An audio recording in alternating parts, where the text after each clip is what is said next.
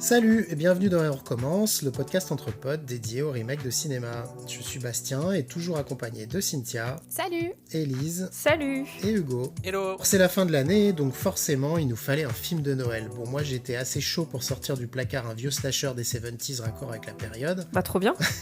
Mais après discussion avec l'équipe, on a décidé d'être un peu plus raccord avec l'esprit des fêtes, avec Le Grinch, l'adaptation du livre pour enfants en 2000 par Ron Howard et la version animée de 2018 par le studio Illumination. C'est parti!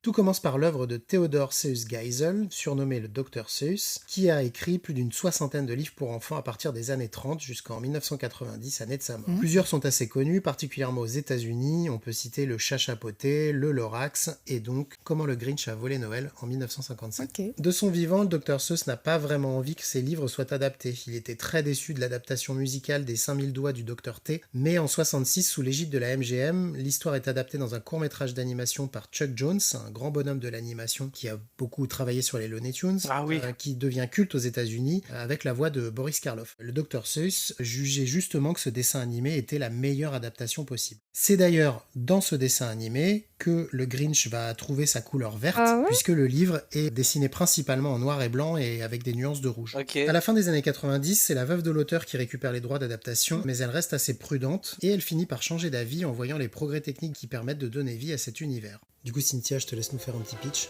Alors que les habitants de Chouville se préparent pour Noël, le Grinch, une créature verte et poilue recluse dans une grotte en haut de la montagne, déteste tout le monde et encore plus Noël. Une idée maléfique lui vient alors, il va voler Noël aux habitants. Mais sa rencontre avec la petite Cindy Lou lors de ses méfaits va peut-être changer sa vision des choses. Donc en 2000, Ron Howard, qu'on connaît pour Willow, Apollo 13 ou l'horrible Da Vinci Code, s'engage avec... Pardon, un petit pic comme ça. Voilà. Je suis d'accord. On est OK ? Oui. Si on est OK, tout va bien. Il s'engage avec Universal sur l'adaptation. Jim Carrey est rapidement approché pour le rôle principal. Lui-même raconte que c'est un personnage de son enfance. Il passe même une audition devant la veuve de l'auteur pendant qu'il est en tournage sur Man on the Moon. Donc il est grimé en Andy Kaufman, qui devient le Grinch. Le scénario est écrit par Jeffrey Pierce et Peter Seaman, qui est un duo qui était déjà derrière Qui veut la peau de Roger Rabbit, mais aussi malheureusement derrière l'adaptation ciné de Wild Wild West. Côté tournage, le film est rejoint par le grand Rick Baker pour les maquillages, qui a largement fait ses preuves sur Loup-garou de Londres, Vidéodrome et plusieurs Tim Burton. Et Professeur Folding. Oui, aussi. Ça sent quand même. La musique est assurée par James Horner, collaborateur de longue date de James Cameron. Donc sur le papier, tout s'annonce bien. Et on va s'écouter un extrait de la bande-annonce. Tous les hivers, la cité magique de Chouville se fait belle pour ses fêtes préférées. Tout le monde se réjouit, sauf le Grinch. Et cette année, il a un plan. Je crois que je tiens ma solution. Pour empêcher Noël d'arriver. Je suis venue vous inviter à être notre charivarois de Noël. Vous acceptez ? Non, oui, non, oui, non, oui. Ça pourrait changer ma conception de la vie. Vous croyez ? Non. Jim Carrey est... Caca. le Grinch.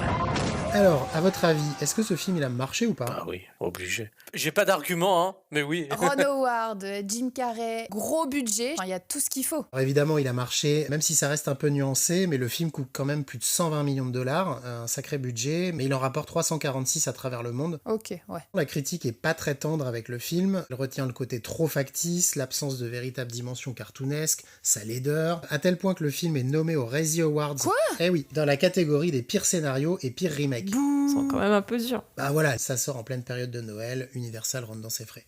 Ça c'est fait. Petite question, si vous l'avez regardé en VO, est-ce que vous avez reconnu la voix off ? Ah bah oui, c'est Anthony Hopkins. Ah ok. En VF, du coup, je sais pas si vous l'avez entendu, la voix elle est nulle. On dirait une sorte d'audio description ou je sais pas quoi. Enfin, On ça, est d'accord, ça marche ouais. pas du tout. Ouais, ça fonctionne pas du tout. Ah, c'est Dominique Farrugia en France. Ah, c'est vrai, bah ça marche pas du tout. Désolé Dominique. Du coup, au petit jeu traditionnel du casting, est-ce que vous avez une idée de quels acteurs ont été envisagés avant Jim Carrey ? Comment il s'appelle ? Je suis vraiment fatiguée, je vous dis aujourd'hui. L'acteur qui joue Forrest Gump. Tom Hanks. Oui, Tom Hanks fait partie des noms qui ont été évoqués. Ah, c'est marrant. Et Bill Murray peut-être aussi.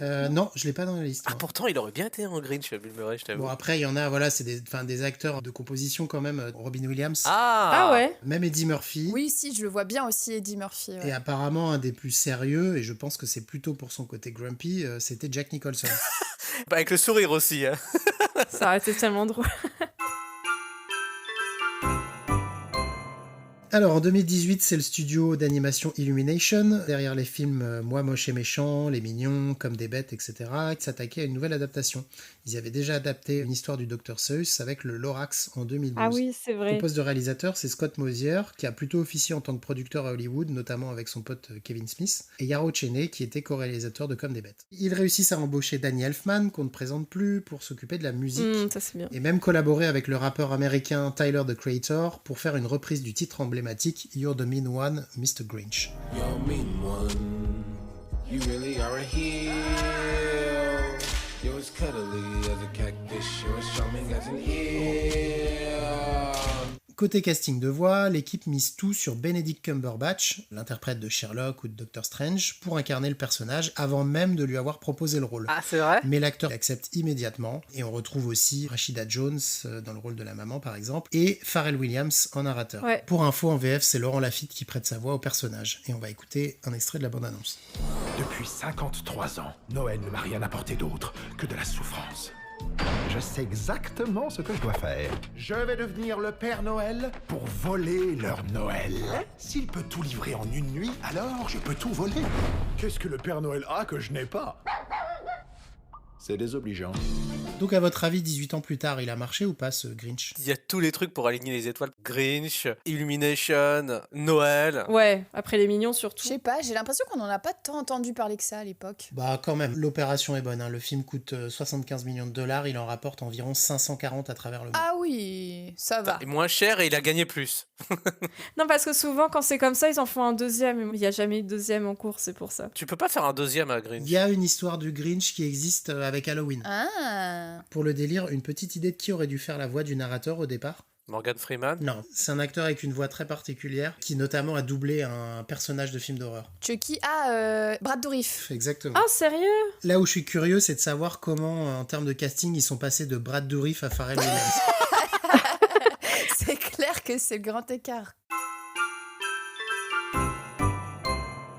En 2000, le cinéma d'animation, il est encore majoritairement cantonné à la 2D. Disney, il sort Cusco à cette époque. Toy Story, c'est quand ? Toy Story 2 est sorti un an avant, en 99. Mais à cette époque, l'animation 3D, justement, c'est Pixar, en fait, qui est vraiment présent, qui défriche le terrain. Ok. En tout cas, comme il existait déjà la version animée de 1966, il n'y avait pas vraiment d'intérêt de refaire un cartoon en 2D. Donc, à cette époque-là, c'est les adaptations live qui font sens. Le maquillage prend évidemment une part énorme dans le film. Tous les jours, il y a une équipe de plus de 60 maquilleurs qui doivent poser une centaine de prothèses sur les acteurs et les figurants. Le maquillage de Jim Carrey prend plus de 3 heures chaque jour. Au départ, pour lui, c'est un pur calvaire. Il se retrouve complètement coincé dans sa combinaison. Il multiplie les coups de colère sur le plateau, etc. À tel point que le début du tournage prend du retard. Il a dit j'avais l'impression d'être enterré vivant, donc Ouais, il a mal vécu, je suis quoi. pas sûre, mais tellement il avait été traumatisé justement à cause des prothèses que ils avaient fait venir un spécialiste de la CIA par rapport aux tortures. Oui, j'avais vu ça. Ah ouais. De ce que j'ai lu, c'est que c'est lui qui a consulté des spécialistes de CIA pour connaître les techniques de résistance à la torture pour justement essayer de s'entraîner d'une manière ou d'une autre. Mais c'est fou. Ouais, c'est assez dingue. Bon, évidemment, tout le film est basé sur la perce de Jim Carrey. Moi, je trouve que malgré la grosse couche de maquillage, il garde quand même pas mal d'expressivité dans le visage. Oui, complètement. Il prend aussi un accent un peu scottish, visiblement inspiré par Sean Connery.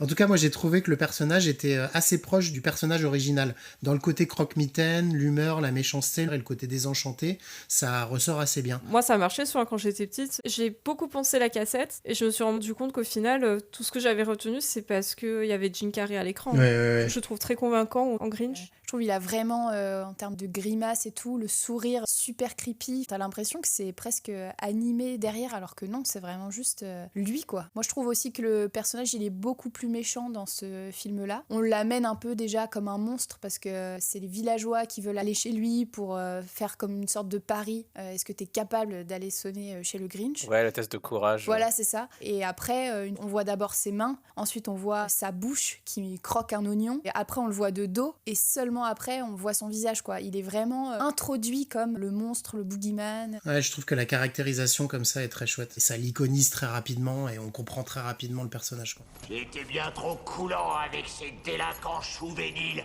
et leurs petites gentillettes. Alors, ils veulent qu'on fasse connaissance. Ils veulent passer quelques instants privilégiés avec le Grinch. J'ai envie de m'offrir un bal fou de choux. Et puis au tout début, quand il se rend du coup au village de Wouville, parce que justement il a envie d'aller embêter les gens un peu, il offre une scie à des enfants. Après, un peu plus tard, il balance des déchets toxiques sur la ville. Enfin voilà, il mange du verre. Il est quand même assez. Ouais, le verre, ça m'avait marqué. Ouais. Enfin, on voit que c'est vraiment un monstre, quoi. Il est vraiment méchant. Et même avec son chien, il a un chien qui s'appelle Max. Bah, je le trouve qu'il est assez méchant, même avec son propre chien, quoi. Mais de ouf, j'étais trop triste pour le chien. Bah oui, c'est ça. Il y a un moment où le chien, il fait un peu Noël, il a son petit chapeau de Noël, il danse et tout sur des champs. Et il est tellement dégoûté qu'il balance ton chien dans la neige et tout. Et tu te dis, ah ouais, quand même. Le chien, comme il est dans celui-là, j'ai pas envie de dire qu'il a l'air malade, le chien, mais genre, il est pas coiffé, il est un peu sage aussi, j'ai l'impression, il a hirsute, alors que dans celui d'Illumination, il est très cute. Ouais. Alors que dans l'animé, c'est plutôt l'inverse, en fait. Les rares fois où il se fâche un petit peu, il s'excuse direct. Quand, par exemple, il fait de l'orgue et que le chien, il fait de la batterie derrière, ça le saoule un peu, il lui dit, bon, allez, dégage. Et juste après, ah non, désolé, il lui propose tout de suite une autre activité. Enfin, il est vraiment plus humain, plus sympa, en fait. Bah ouais, justement, difficile d'appréhender un personnage comme ça sans un bon acting. Donc Benedict Cumberbatch s'occupe de la VO, et moi je trouve qu'il s'en sort pas mal du tout en termes d'intention de jeu et tout. Ah, de ouf. Que l'approche d'Illumination est quand même beaucoup plus lissée. Peut-être qu'on peut dire plus adapté à un public contemporain, voilà. Ouais, plus familial, quoi. Mais c'est vrai que le personnage est encore plus humanisé. Ouais, c'est ça. On a vachement oublié l'aspect monstrueux pour en faire une créature finalement assez sympathique. Même le design, il a un visage plus rond, moins maléfique. Il ressemble au mignon, quoi. Oui, oui. Enfin, ils ont quand même gardé, je pense, le côté graphique de l'œuvre originale dans la forme, mais c'est vrai que c'est très Illumination. Ouais, complètement. Mais le rendu est très joli. Ils sont très doués là-dessus. Oui, c'est très mignon. Oui, mais c'est vrai qu'après, en termes de caractère, le perso est pas très sympathique, mais c'est plutôt un misanthrope, voilà. Il aime pas trop voir les gens. Ouais, et encore. Non, il est un peu asocial, mais c'est léger. Il est plus grognon, quoi. C'est ça, il est introverti, grognon, quoi. Ouais, voilà. il est grumpy. Les rares moments où il est méchant, c'est quand il balance une boule de neige à la tronche d'un gamin ou qu'il casse un pot de confiture d'une bonne femme qui le veut au supermarché. Bah, j'avais pourtant fait assez de provisions pour tenir jusqu'au mois de janvier. Non, je ne veux pas. Hors de question. Je refuse d'aller à Chauville pendant Noël. Noël. Noël.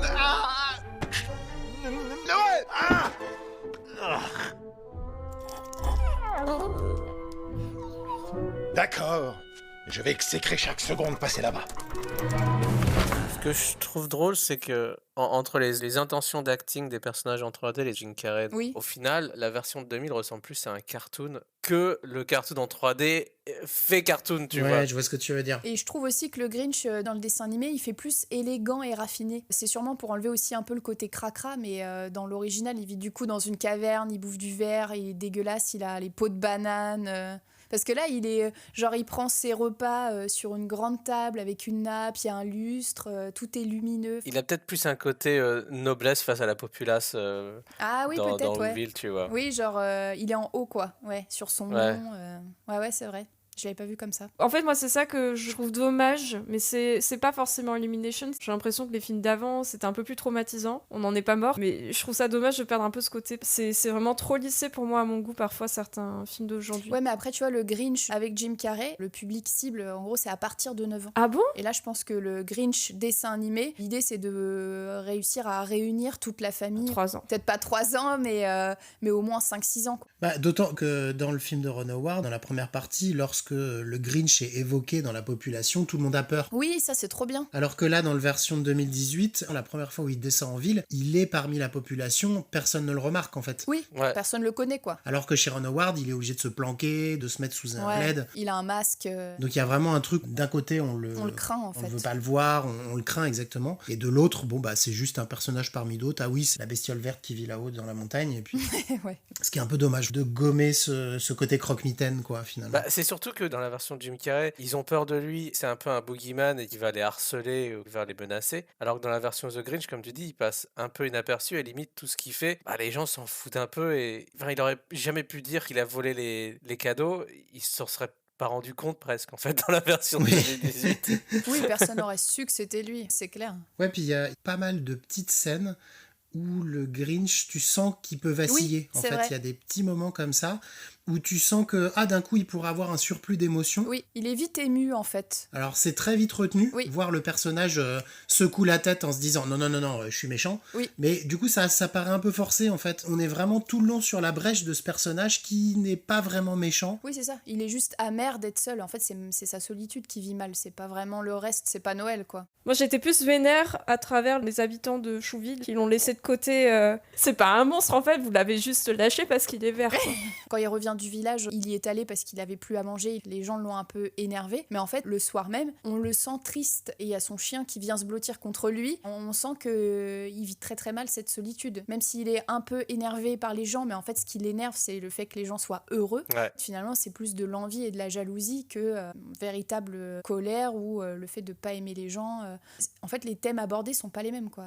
C'est plus le harcèlement dans le premier film qui est mis en avant et C'est ça. tout ce que tu peux vivre de moquerie, et donc après tu deviens amer et t'as envie de te venger, alors que dans le remake c'est pas du tout les mêmes thèmes, c'est plus la solitude. Parce que t'as manqué d'amour, c'est difficile pour toi de laisser l'amour rentrer dans ta vie, quoi. Bah ouais, tu le vois dans la version avec Jim Carrey, c'est que quand il commence à avoir des sentiments, bah il les lie à ah merde, est-ce que ça veut dire que je m'ennuie? Tu vois, il est totalement en déni un peu aussi de ça. Donc c'est assez intéressant. Ouais, complètement. Le livre du Dr Seuss, à la base, c'est un petit livre à destination des enfants qui fait, une 60aine de pages à tout casser. Évidemment, en termes de matière pour un long métrage, c'est un peu court. Oui. Mais du coup, la tentation est grande, évidemment, de venir combler les interstices de tout ça et de gonfler l'existence de certains personnages. Bon, la star, c'est le Grinch. Si on veut le faire aimer par le public, il lui faut une origin story. Les deux films diffèrent là-dessus. On est d'accord dans le premier, c'est Sigourney qui rapporte les bébés. Ils descendent du ciel dans des parapluies. Ouais, voilà, c'est ça. J'ai trouvé ça traumatisant. Ah bon? J'étais en train de penser à mon bébé, j'ai dit oh non, le pauvre. Par contre, il y a un truc à dire, le Grinch en bébé, il est tellement drôle. Il est immonde. Et moi, ça m'a fait penser la série avec les petits dinosaures là à l'époque. Je sais pas comment ça s'appelle. Dinosaure. Ils se sont pas foulés. Et ouais, je trouvais que ça ressemblait beaucoup à ça. Le Grinch de Jim Carrey, en fait, on apprendra qu'effectivement, ce sont des enfants qui descendent du ciel à une période de l'année dans Chouville et que donc les familles obtiennent un enfant. Ouais. C'est d'ailleurs l'occasion d'un court truc assez bizarre dans le film, Oui, d'une puisqu'on blague. découvre que ce soir-là, certains habitants de Chouville organisaient une soirée avec le jeu des clés. What the fuck? Écoute, c'est une petite communauté. Pardon? Depuis quand ça existe ça? C'est des soirées avec plein de couples et en fait tout le monde met sa clé de voiture dans une boîte et à la fin les femmes repartaient en prenant une clé et elles repartaient avec le mari propriétaire de la voiture. C'était dans les années 70 plutôt aux États-Unis, ça. Qui partit? Ouais. Faut bien s'amuser, écoute. Mais c'est comme quand les bébés ils arrivent justement. Il y a un moment, il y a un mec qui ouvre la porte et il dit ah chérie, c'est marrant, il ressemble à ton patron. C'est des petites blagues comme ça. Et c'est très rigolo. Il y a une double lecture. J'avais pas fait gaffe. Non mais du coup ça explique que les habitants de Chouville ont une sexualité mais ils ne font pas d'enfants C'est puisqu'ils ça. tombent du ciel. Voilà. Bon, on va pas pousser plus loin la réflexion mais voilà. C'est pratique. En tout cas dans cette version, le Grinch il est récupéré par un couple de lesbiennes visiblement. Mais je suis pas sûre en fait. C'est peut-être des sœurs, hein. Bah, au début, je me suis posé la question parce qu'à la fin, quand le Grinch arrive dans la ville là pour la cérémonie, le maire dit vous avez tous été élevés par ces sœurs là ou je sais pas quoi. Elles viennent et elles mettent le pull à Jim Carrey. Oh, Grinch, ouais. J'ai eu l'impression que t'avais une sorte de crèche, on va dire, mais qui était ces nanas là quoi, qui élevaient les enfants. Bah parce que moi aussi au début, je me suis dit, trop bien, hyper progressiste, c'est trop cool. Pareil, j'ai eu la même réflexion. Mais en même temps, du coup, c'est bizarre parce que Cindy Lou, elle vit bien avec ses parents, donc je sais pas du tout. Cynthia, comment tu réfléchis dans un univers où il y a des mini On en parle de ça? Ils viennent d'où? C'est quoi leur origin story? C'est une autre race différente? C'est les mêmes gens? C'est des gens atteints de nanisme? Je comprends pas. Oui, non, c'est vrai. Si tu passes tout au fil, il n'y a pas de logique dans Faut cet pas univers. trop réfléchir. En tout cas, le Grinch se retrouve être élevé par ce couple comme un autre enfant, donc il va à l'école avec les autres, mais du fait de sa différence, il va finir par se faire moquer, donc ça revient sur ce que tu disais tout à l'heure, Cynthia. On évoque plus le harcèlement et les mauvais traitements à l'école qui font que le Grinch va se retrouver moqué par une grosse partie des élèves. En plus, il a un petit crush sur la jeune fille, la Martha, mais en fait, il va se faire moquer par le personnage qui deviendra le maire de la ville plus tard, quand ils grandiront. Ils se mettent dans une colère pas possible et que du coup, il déclare qu'il déteste Noël et il s'enfuit dans la montagne. Chez Illumination, c'est un peu différent puisque du coup, dans un court flashback, on va apprendre que le Grinch était orphelin et qu'il a passé Noël tout seul dans l'établissement. Personne n'a juste pensé à lui. Et du coup, en voyant les autres enfants joyeux, il a décidé que le pire jour de l'année, c'était Noël, et il est parti. Ce qui peut se comprendre. Oui, tout à fait, mais c'est plus léger, ils évoquent moins le traumatisme, il y a moins le côté, effectivement, les enfants sont des petits salopards en puissance. Ah ouais, mais moi je me souviens quand j'étais petite, je passais ce passage parce que je me souviens, je le supportais pas tellement ça me faisait de la peine. Hein. Et oui, et du coup le Grinch dans l'original, c'est aussi pour ça qu'il fuit le village. Parce que les habitants, c'est que des gens qui le détestent et qui le détestent. Ouais. Alors que dans le remake, c'est juste qu'il est seul et qu'il a peur de se retrouver face au bonheur des autres. Mais au final, en les rencontrant et en mettant fin à sa solitude, tout est réglé. Donc oui, là-dessus, c'est vrai que l'intrigue, elle est quand même plus simple que dans l'original. Parce que justement, dans l'original, quand il participe lui à la cérémonie de Noël, au début tout se passe bien, il pense qu'il est intégré et tout ça. Sauf que le maire, il lui offre une tondeuse à cheveux, qui est un peu le symbole de ce qu'il avait fait vriller quand il était enfant, puisque tout le monde s'était foutu de sa gueule quand il avait voulu se raser les poils pour être un peu comme tout le monde. Et donc là, en lui offrant une tondeuse aujourd'hui, on se fout encore de sa gueule et on lui montre que finalement, il sera jamais un des leurs. C'est ça. Enfin, même si après, il se sent mieux et il s'est construit avec ses blessures, quoi. Surtout que le maire est un foutu antagoniste. Vu qu'il était amoureux d'elle, mais qu'elle était amoureux du Grinch, il est vraiment, en plus d'être mesquin, il est revanchard et il fait tout pour le mettre à terre, quoi. En plus, il y a un antagonisme dans ce film-là, alors qu'il n'y en a pas du tout chez Illumination. Oui, et c'est bien ça. Et le maire est bien plus monstrueux que le Grinch, quoi. Un autre gros changement dans l'histoire, c'est aussi la place qui est accordée à la petite Cindy Lou. Dans le livre, elle se réveille au moment où le Grinch cambriole les maisons et elle le surprend. Dans les 2 longs métrages, son personnage devient complètement central et prend quasiment la moitié du film. Chez Ron Howard, la petite est jouée par une actrice qui s'appelle Taylor Momsen, qui plus tard aura une petite carrière d'actrice avec un passage dans Gossip Girl et qui aujourd'hui est chanteuse du groupe de rock de Pretty Reckless. D'ailleurs, pour la petite anecdote, il vient d'y avoir une réunion entre Jim Carrey et Taylor Momsen il n'y a pas longtemps pour l'intronisation au Rock'n'Roll Hall of Fame de Soundgarden. Oh. J'ai vu. C'est amusant parce que les 2 films prétextent dès le début le besoin du Grinch de se rendre à Chouville et du coup de croiser la route de Cindy Lou. Mais après ça va pas mal changer parce que chez Ron Howard, la petite fille va se retrouver à mener une sorte d'enquête journalistique pour essayer de comprendre qui est le Grinch, d'où il vient, etc. Alors que chez Illumination, la petite Cindy Lou, elle vit un peu son intrigue à part. Elle s'en fout, ouais. Ils sont croisés, mais en fait c'est tout. Et en fait il y a que à la fin du film où ils vont se réunir. En tout cas, les thématiques vont se réunir. Ça, j'ai trouvé ça trop dommage, perso. Ce qui est cool dans l'original, c'est qu'ils sont liés l'un et l'autre. Le film, c'est l'histoire du Grinch et de Cindy Lou, et ils s'apportent tous les deux quelque chose. Elle est vraiment intéressée par le Grinch. À la fin, ce qu'elle veut, c'est que le Grinch fasse partie du village. Elle veut le réintégrer. En fait, elle veut guérir les blessures du Grinch. Du coup, ils ont vraiment une relation spéciale. C'est trop mignon. Monsieur Grinch, je suis venue vous inviter officiellement à être notre charivarois de Noël. Votre chou qui choue quoi? Le charivarois de Noël. Elle est bonne. Je sais que vous détestez Noël, mais si ce n'était qu'un malentendu... Mais ta gueule! Entre nous, je ne comprends pas trop cette excitation de Noël. Mais peut-être que si vous faisiez la paix avec les choux et que vous descendiez pour les fêtes... Peut-être que si vous faisiez la paix avec les choux et que vous descendiez pour les fêtes, n'importe quoi! Peut-être que je trouverais ça bien, moi aussi. Navré, la séance est terminée. Veuillez prendre un autre rendez-vous avec ma secrétaire avant de partir. Je vous en prie, vous devez accepter cette récompense. Alors que dans le remake, au final, le Grinch ou pas, Cindy Lou, elle s'en fout. Elle apporte un petit peu au Grinch, mais le Grinch lui apporte rien du tout à elle. L'histoire de Cindy Lou pourrait être faite totalement sans le Grinch. Ouais, ça c'est vraiment un regret aussi. Je comprends pas pourquoi les avoir séparés autant. Au contraire, comme tu disais, ça les rapprochait. Enfin, c'était vraiment lié les 2 personnages. Et là, t'as l'impression de voir 2 histoires en un, quoi. Après, ce que je trouve plutôt intéressant, c'est que dans le personnage de Cindy Lou, côté Illumination, c'est que du coup, on a une thématique plus moderne. On est sur une petite fille, qui est malicieuse et tout, qui va vouloir aider sa maman, qui est une maman solo. On n'en saura pas plus sur l'absence du papa, mais elle file un coup de main, elle aide sa mère un petit peu avec 2 jumeaux qui sont intenables.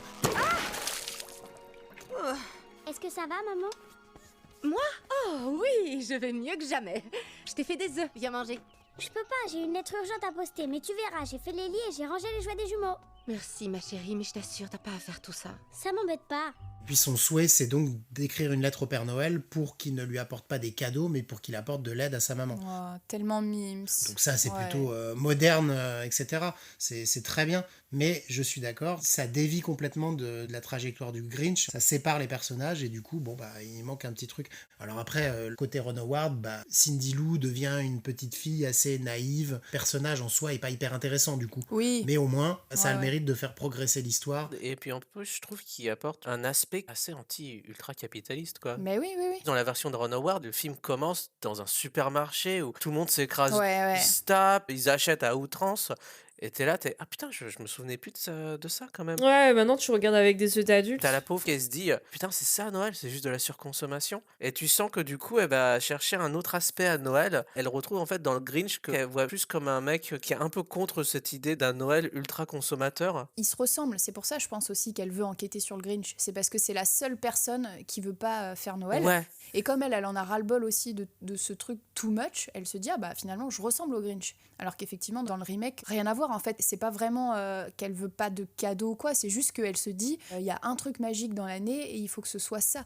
Mais au final, j'ai pas senti une critique de la surconsommation de Noël. Non. Même s'il y a quand même un petit truc au début, genre le flyer qui dit 3 fois de plus que d'habitude ou je sais pas quoi. Ouais, t'as le côté à outrance qu'ils ont. Il y a un côté cohésion et quand ils réalisent qu'ils se sont fait voler leurs cadeaux, ils se mettent tous à chanter comme quoi c'est pas important. Oui. Alors que dans la version avec Jim Carrey, ils ont quand même une réaction en fait. Ils sont déçus. Ils sont vénères, ouais. Mais il faut qu'il y ait la famille de Cindy Lou qui leur dise c'est pas le plus important. Il y a ça et il y a aussi un truc. Je trouve que la DA du film de 2000 se rapproche quand même beaucoup d'un film de Tim Burton qui est souvent satirique de la société américaine. Tu le vois encore plus avec à outrance, avec le set dressing où t'as des tourniquets partout, t'as des personnages qui gigotent partout, t'as cette outrance de casting. T'as vraiment ce côté un peu grand cirque en fait dans la ville de Whoville. Et puis la mère aussi, on en a pas parlé, mais Qui est toujours en compétition. non, parce qu'elle veut la plus belle décoration de la ville. Ouais. Il faut toujours que ce soit plus.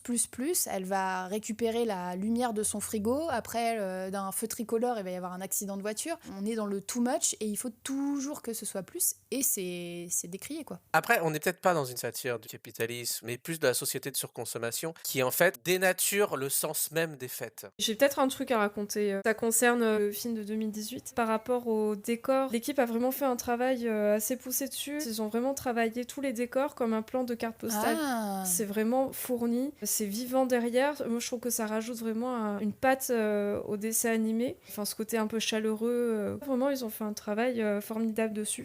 La version originale aussi, je la trouve vraiment très bien travaillée. Mais du coup, c'est vrai que c'est pas trop comparable avec de la 3D, mais en termes de props, ils ont aussi fait un travail de fou. Mais ça se ressent que c'est vraiment du papier mâché parfois. Carton-pâte, quoi. Ah oui, Ouais. c'est artificiel. C'est côté un peu fait main, artisanal qu'on retrouve plus malheureusement maintenant et je trouve ça vraiment dommage. C'est charmant, mais c'est très laid aussi oui. quand même. Je comprends les critiques, tu vois, parce que c'est vrai que les couleurs, elles sont quand même très criardes. Ah, elles font mal, les couleurs. Tout fait très artificiel. Et en plus, il y a vraiment un truc sur l'image, mais ça, je crois que c'est vraiment très années 2000. On a l'impression que les caméras, elles sont un peu sales. Ouais, grave. Oui. Il y a presque un grain un peu cradingue. Et après, les costumes, je trouve qu'ils sont hyper travaillés. Et dès que tu mets un peu pause et que tu regardes, que ce soit les coiffures aussi, les chapeaux, il y a toujours des trucs un peu fous. Les prothèses de nez. Ouais, voilà, tout est super travaillé. Et ce qui m'a fait rire, il y a un policier, son costume il est plein de donuts.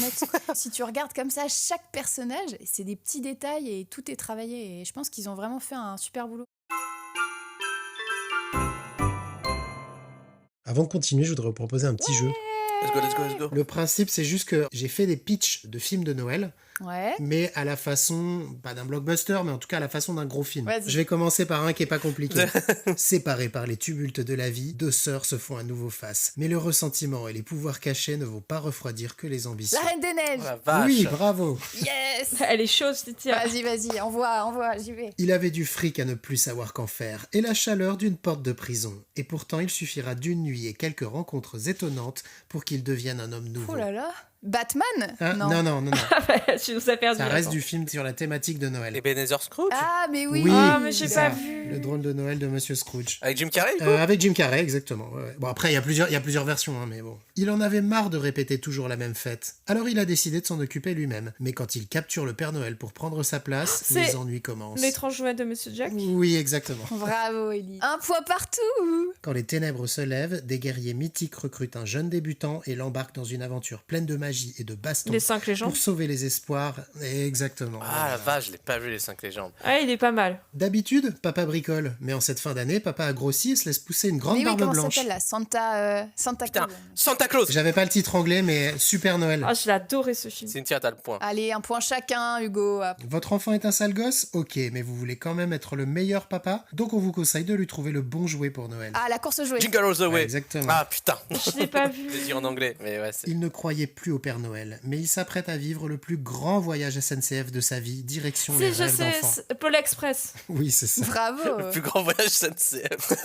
Une peluche pour Noël? Trop mignon. Vivante? Encore mieux. Gremlins. Mais surtout, ne la nourrissez pas après minuit. Oui, Gremlins. Gremlins, là. Allez, et un dernier, je pense que c'est le meilleur, le plus beau. Il a perdu son papa, mais quand on est une rockstar, pas question de ressusciter comme tout le monde l'attend. Attention aux boules de neige. Jack Frost. Oui, Jack Frost. Alors ça, je sais pas si vous l'avez vu, mais c'est un chef-d'œuvre. Ah, je l'ai pas vu. Non, pas vu. C'est pas grave. Ah bon? Ok. Non, mais c'est un nanar. Avec Michael Keaton, il joue un papa qui est une rockstar. Il doit voir son gosse et à l'approche des fêtes, il a un accident de voiture, il décède. 1 an plus tard, il revient sous les traits d'un bonhomme de neige. Là, c'est la catastrophe. Ah non, ça m'a donné envie. Eh ben, écoute, Cynthia, avec 1 point de plus, c'est toi qui gagne le petit quiz. Ouais. Oh la bosse. Merci. Non mais là j'ai joué ma vie donc. Oui, on a senti. Est-ce que vous gardez des scènes que vous trouvez chouettes? La scène de la voiture qui explose. Ça c'est trop drôle. Ah ouais, Sharon Le Howard. fait que la petite voiture, elle explose, mais que ça fasse limite une explosion nucléaire au milieu de la ville, je sais pas pourquoi ça me Il tue. court au ralenti comme dans les films d'action et tout. Et moi au début je me dis ah c'est drôle, ils en font des caisses parce qu'il va rien se passer. Mais en fait si elle explose vraiment comme un truc de fou et je trouve ça trop drôle. T'as surenchéré au fur et à mesure, c'est génial. Moi j'ai bien aimé tous les petits clins d'œil qu'il y a effectivement par rapport au cinéma ou trucs comme ça. Et il y a aussi le moment où le Grinch qui essaye de coacher son chien pour lui dire qu'il va être un renne. Ah oui. Donc Jim Carrey quoi, il a la casquette du réalisateur et il dit Tu es un renne. Je te situe le personnage. Tu t'appelles Rudolph. Tu as un drôle de nez rouge et tout le monde t'ignore. Jusqu'à ce que le Père Noël fasse appel à toi et c'est toi qui sauveras Noël. Non, ça va pas. On improvise, tu te la joues, relax Max, cool Raoul. Tu détestes Noël tellement que tu vas le voler. Sauver Noël, c'est nul comme fin. Beaucoup trop commercial. Action! Génial! tu vois vraiment Jim Carrey qui s'amuse. Il y a un truc qui devait pas se passer, c'est quand il tire la nappe de la table, il y a des objets posés et le but c'est que tous les objets tombent, sauf qu'en fait, il sait pas comment il a fait, mais il a réussi à retirer la nappe sans que rien ne bouge. Et du coup, il revient sur la scène, il défonce tout ce qu'il y a sur la table. Et ça, je trouvais ça incroyable aussi. Oui, elle est très très drôle la scène. Alors moi je trouve aussi que c'est ça finalement ce qui marche chez Ron Howard, c'est probablement une partie de la liberté que Jim Carrey a prise sur le personnage. On pourrait lui reprocher d'en faire des caisses, on peut reprocher au film globalement d'être boursouflé, mais en fait avec Jim Carrey à la barre sur un personnage comme ça, il chope les scènes et tout, et je trouve avec le recul que ça marche pas si mal. Et c'est pas du tout un amateur de films de Noël qui dit ça. Hein. Mais après, je préfère un film boursouflé qui a des à-propos originaux qu'un film un peu trop édulcoré comme celui d'Illumination. Ouais, même si chez Illumination, moi par exemple, je trouve que la scène du cambriolage des maisons est super chouette. Oui. Ouais. C'est le truc qui est plein d'inventivité, c'est bourré de petits gadgets, d'idées, de plans, de mise en scène et tout, qui marchent bien. Et, Ouais, c'est vrai. et effectivement, c'est des moments comme ça qu'on garde un peu plus dans un film qui est quand même très lisse. Après, il y a quelques petites blagues aussi qui marchent bien, qui sont liées au montage aussi, parce que c'est beaucoup plus moderne. Par exemple, à chaque fois que le Grinch va dire quelque chose en lien avec le chien, il a toujours un imaginaire qui est assez drôle. Quand il lui dit « Qu'est-ce que tu veux faire ?» au chien,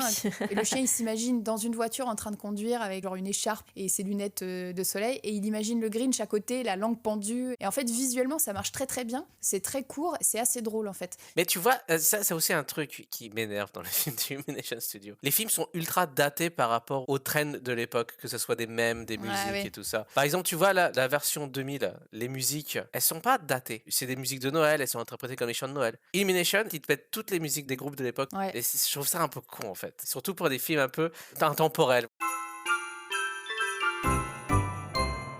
Je pense qu'on peut passer à la conclusion et je vais vous laisser donner vos avis sur les films, ou en tout cas nous dire celui que vous avez préféré. Pour moi, on n'a vraiment pas le même film, donc ça dépend un peu dans quel mood on est et ce qu'on a envie de voir.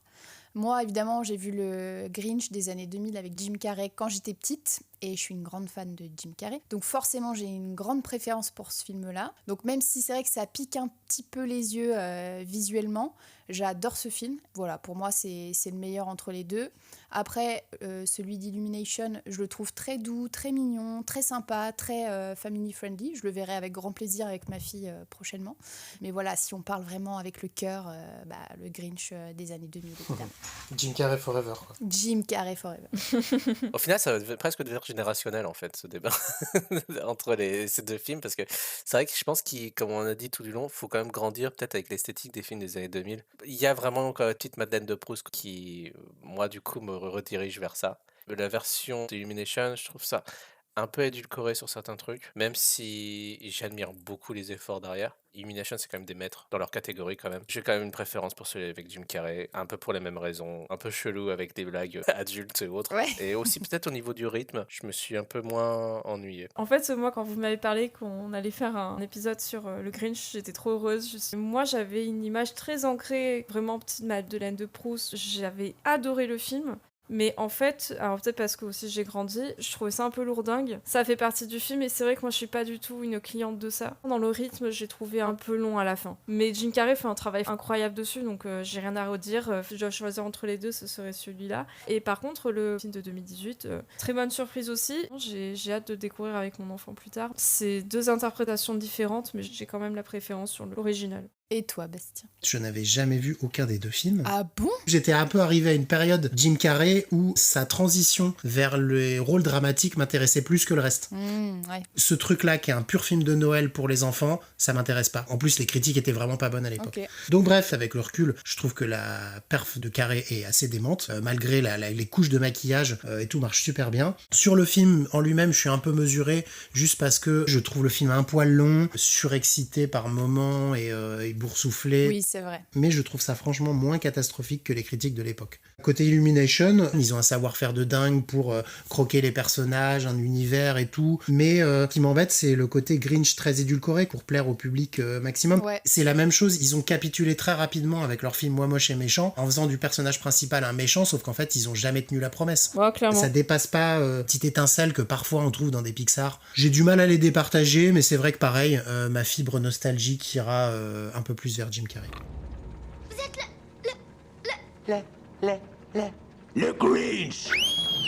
Bon, eh bien merci à vous pour votre participation. Merci. Merci. Salut. Merci à ceux qui nous aident en coulisses et merci d'avoir écouté cet épisode. Abonnez-vous, notez le podcast, commentez-le, partagez-le, ça nous fera le plus grand des plaisirs. Et d'ici là, on vous souhaite de très bonnes fêtes et on se retrouve l'année prochaine. Salut!